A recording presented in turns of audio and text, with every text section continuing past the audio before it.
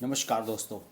राहुल गांधी की भारत जोड़ो यात्रा पश्चिमी उत्तर प्रदेश में 2-3 दिन चलने के बाद हरियाणा में प्रवेश कर गई। वहाँ से पंजाब होते हुए अब वो कश्मीर की तरफ बढ़ जाएगी। बहुत से लोगों ने इसके इम्पैक्ट्स का आकलन करने के लिए मेरे से कहा और मुझसे ये कहा, क्योंकि मैं उत्तर प्रदेश के मामलों में अक्सर बड़ी प्रमुखता से वीडियोस बनाता रहा हूँ, तो उन्होंने कहा कि इसका थोड़ा सा हमें ये बताइए कि इनका पश्चिमी उत्तर प्रदेश में इम्पैक्ट कैसा रहा। तो मैं आपको बता दूं कि पश्चिमी उत्तर प्रदेश में भारत जोड़ो यात्रा का पॉलिटिकल इम्पैक्ट ज़ीरो रहा। यहाँ पर उत्तर प्रदेश में जब ये यात्रा घुसी थी तो न्यू ईयर पे एक ब्रेक हुआ था और उस ब्रेक के बाद ये प्लान किया गया था कि 2-3 दिन यहाँ से चलने के बाद फिर इसको हरियाणा में घुसा दिया जाएगा, क्योंकि पूरे उत्तर प्रदेश को कवर करना संभव भी नहीं था। दूसरे, उत्तर प्रदेश में कांग्रेस का पॉलिटिकल वजूद शून्य है, बल्कि ये कहूँ कि माइनस में चल रहा है तो कोई अतिशयोक्ति नहीं होगी। और ऐसे आयोजन के लिए बहुत सारे टीम की, बहुत सारे नेटवर्क की, पैसे की, क्षमताओं की आवश्यकता होती है। और आप सब जानते हैं कि इसमें अशोक गहलोत, भूपेश बघेल, कुछ 2-4 लोगों के अलावा इसमें कोई खास सहयोग किसी से मिल नहीं रहा है। कुछ हरियाणा में भूपेंद्र सिंह हुड्डा इसमें थोड़ा सहयोग कर रहे हैं, बाकी सभी जगह ये 2-3 नेताओं से आगे नहीं बढ़ पाई है। उत्तर प्रदेश में इन सब लोगों ने प्लान किया था कि हम अखिलेश यादव, मायावती, जयंत चौधरी, इन सबको बुला लेते हैं, आमंत्रित कर देते हैं, शायद ये आ जाएं तो यहाँ पर इनके कार्यकर्ता भी जुड़ जाएंगे। लेकिन इन सब लोगों ने अपने आप को, इस यात्रा को पॉलिटिकल मानते हुए अपने आप को इससे अलहदा रखा, इससे अलग रखा। हालांकि जयंत चौधरी जो वेस्ट यूपी को बिलोंग करते हैं, राष्ट्रीय लोकदल के अध्यक्ष हैं, राज्यसभा के सांसद हैं, और चूंकि ये जो 3 दिन के लिए जो यात्रा पश्चिमी उत्तर प्रदेश में चली, ये पूरा का पूरा आरएलडी के प्रभाव वाला इलाका है, जाट बहुल इलाका है, तो उन्होंने कहा भी अपने कार्यकर्ताओं से कि भाई आप देख लेना, कर लेना कुछ सहयोग। लेकिन यहाँ पर हुआ ये कि राहुल गांधी आए और जो इनके राष्ट्रीय लोकदल के विधायक वगैरह थे, कार्यकर्ता इनके स्वागत के लिए कहीं पर रुके, तो राहुल गांधी उनसे मिले बिना ही आगे निकल गए। उनकी जो टीम थी उसने इस बात को रिकॉग्नाइज ही नहीं किया कि राष्ट्रीय लोकदल ने उनको सहयोग किया है, और जयंत चौधरी ने तो बाकायदा ट्वीट करके इस बारे में अवगत कराया था कि साहब हमने आपका समर्थन किया है। हालांकि वो जयंत खुद नहीं आए थे, उन्होंने कहा था कि हमारी कुछ पहले की प्रोग्राम लगे हुए हैं, इस वजह से मैं इसमें यात्रा में शामिल नहीं हो रहा हूँ। लेकिन सब लोग जानते हैं कि किस वजह से ये सब लोग अलग इस यात्रा से रहे। कोई भी ये मैसेज नहीं देना चाहता था कि हम राहुल गांधी की इस यात्रा में उनके साथ जुड़े, बस एक परोक्ष रूप से था। जैसे कि टिकैत, राकेश टिकैत को तो इन्होंने जब राकेश टिकैत कभी चुनाव लड़े थे, 2007 की बात है, उस समय राहुल गांधी ने तो उनके लिए रैली भी की थी, क्योंकि कांग्रेस के साथ समझौता था टिकैत की पार्टी का, जो उन्होंने एक राजनीतिक पार्टी बनाई थी। लेकिन राकेश टिकैत भी अलग हो गए।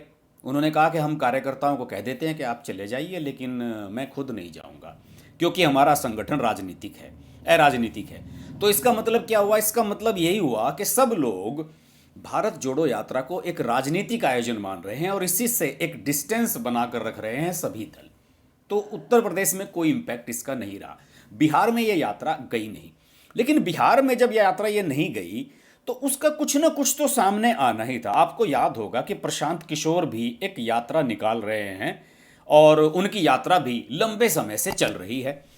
और राहुल गांधी की जो यात्रा थी उसके बारे में जब उनसे लोगों ने फीडबैक पूछा, कमेंट पूछा, तो उन्होंने क्या कहा? प्रशांत किशोर ने यह कहा कि वे बड़े लोग हैं, उनकी तुलना में मैं कुछ भी नहीं हूं, कांग्रेस बड़ी पार्टी है और राहुल गांधी बहुत बड़े आदमी हैं और वह राष्ट्रीय स्तर पर बड़ा प्रयास कर रहे हैं। राहुल गांधी 3500 किलोमीटर लंबी यात्रा पर हैं, मेरे लिए किलोमीटर मायने नहीं रखते।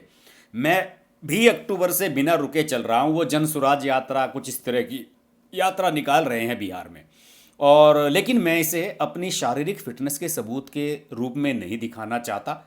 और उन्होंने ये कहा कि मेरे लिए यात्रा समाज को निचले स्तर पर समझने का प्रयास है और उसका समाधान भी लोगों के माध्यम से ही निकालना है। सड़क पर चलने का मुझे ओलंपिक रिकॉर्ड नहीं बनाना, प्रशांत किशोर कह रहे हैं, और न ही मुझे यह दिखाना है कि मैं कितना फिट हूँ।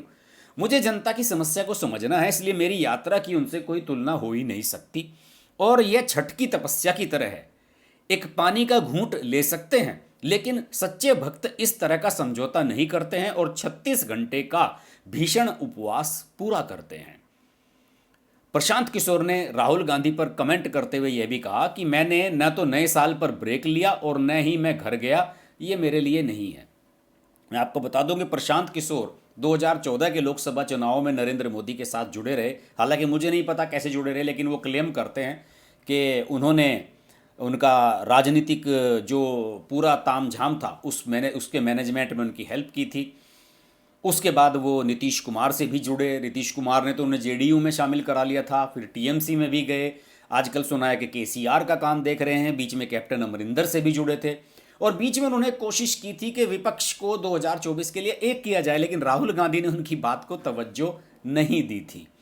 तो प्रशांत किशोर राहुल गांधी से काफ़ी नाराज़ रहते हैं और उनका ये मानना है, जो उनके साथ चलने वाले टीम के लोग हैं, उनका ये मानना है कि राहुल गांधी ने 2024 के लिए जो उनकी मुहिम थी कि ममता बनर्जी या सब लोग जो गैर भाजपा दल हैं वो सब एक जगह आ जाएं, केवल राहुल गांधी की वजह से ही वो सक्सेसफुल नहीं हो सकी। तो प्रशांत किशोर जैसा जो एक दिग्गज क्या माइंड है, जो राजनीति को लेकर बहुत कुछ करते हैं, जो दाएं बाएं की चीज़ बहुत सारी चीज़ें करना जानते हैं, चुनावी रणनीति बनाना जानते हैं, उनके जैसा आदमी भी जब राहुल गांधी के बारे में ऐसे शब्द कहेगा तो आप समझ सकते हैं कि राहुल गांधी की यात्रा का इम्पैक्ट उत्तर प्रदेश जैसे बड़े स्टेट में आप कैसे कंसीडर कर सकते हैं, जबकि वो 3 दिन ही यहाँ पर चली और बिहार में ये गई ही नहीं। तो उत्तर प्रदेश और बिहार जैसे राज्य जो इस देश की राजनीति का एक इंटीग्रल पार्ट है, इस देश का केंद्र में कोई भी सरकार बने वो इनके सहयोग के बिना बन ही नहीं सकती, इन 2 राज्यों के बिना। तो इन 2 राज्यों को अवॉइड करके आप किस तरीके की सफलता की बात कर रहे हैं, ये मेरी समझ से बाहर है। अब इम्पैक्ट क्या आना है, अब हरियाणा में गुजरेगी, फिर पंजाब में आएगी, फिर उसके बाद जम्मू कश्मीर में। इन सभी स्टेट्स में कांग्रेस लगभग ख़त्म हो चुकी है, कांग्रेस का कोई वजूद है नहीं। केवल एक अपने देश भ्रमण के लिए, अगर आप एक मन को दिलासा देने के लिए अगर ऐसा कर रहे हैं तो ठीक है, वरना मुझे नहीं लगता कि इसका कोई पॉलिटिकली गेन राहुल गांधी को होने जा रहा है। वैसे तो सुनने में ये भी आ रहा है कि राहुल गांधी की ये यात्रा जैसे ही खत्म होगी उसके बाद प्रियंका गांधी भी कुछ इसी तरह का कैंपेन शुरू करने जा रही हैं। उसके बारे में अगले वीडियो में किसी में हम चर्चा करेंगे।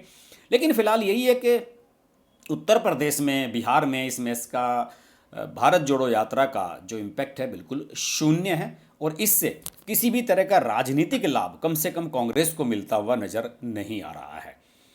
आज के वीडियो में इतना ही। अगर ये वीडियो आपको अच्छा लगे तो लाइक कीजिएगा, शेयर कीजिएगा। चैनल अच्छा लगे तो सब्सक्राइब कर लीजिए अगर अभी तक नहीं किया है, और सब्सक्राइब कर लिया है तो नोटिफिकेशन के लिए बेल आइकन भी प्रेस कर लें, क्योंकि हम यदा कदा लाइव भी आते हैं और फिर आप मुझसे लाइव नहीं जुड़ पाएंगे।